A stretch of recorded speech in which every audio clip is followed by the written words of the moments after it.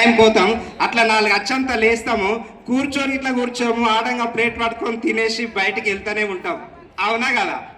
మరి మార్నింగ్ నుంచి ఇప్పటి వరకు ఇక్కడ కూర్చుని ఉన్నారంటే ఆల్రెడీ 50% మీరు సక్సెస్ అయినట్టే.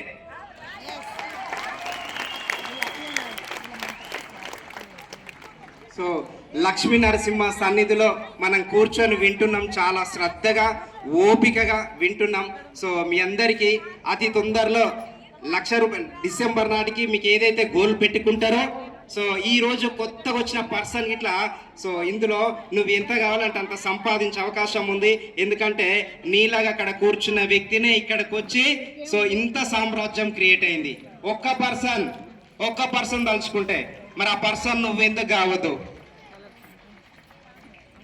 So thank you so much. మీ అందరికీ నేను హార్ట్లీ కంగ్రాచులేషన్ చెప్తా ఉన్నా. కాబోయే కోటేశ్వర్లేనా అయితే క్లాప్స్ కొట్టు.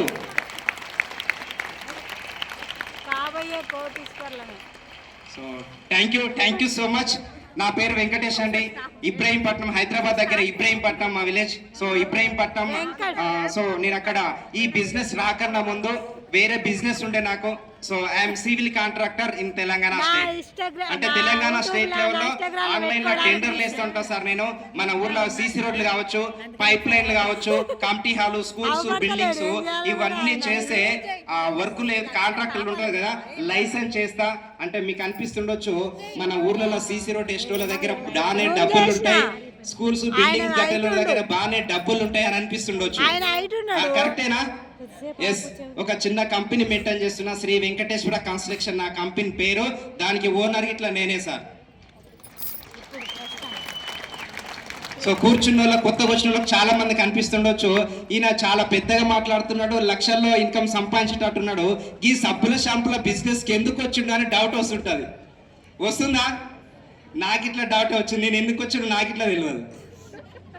ఏం లేదు, వెస్టేజ్లతో పాటు జర్నీ చేస్తే నువ్వు ఎంత పెద్ద బిజినెస్ అయినా అక్కడ పెద్దదే, ఇక్కడికి వచ్చిన తర్వాత చిన్నగా అయిపోతుంది.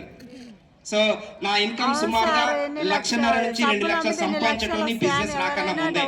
సో నేను అనుకునేది చాలా గొప్ప లైఫ్ లీడ్ చేస్తున్నా. ఎందుకంటే మా కాంతంలో అంటే మా మమ్మీ తరఫున కావచ్చు, మా డాడీ తరఫున కావచ్చు,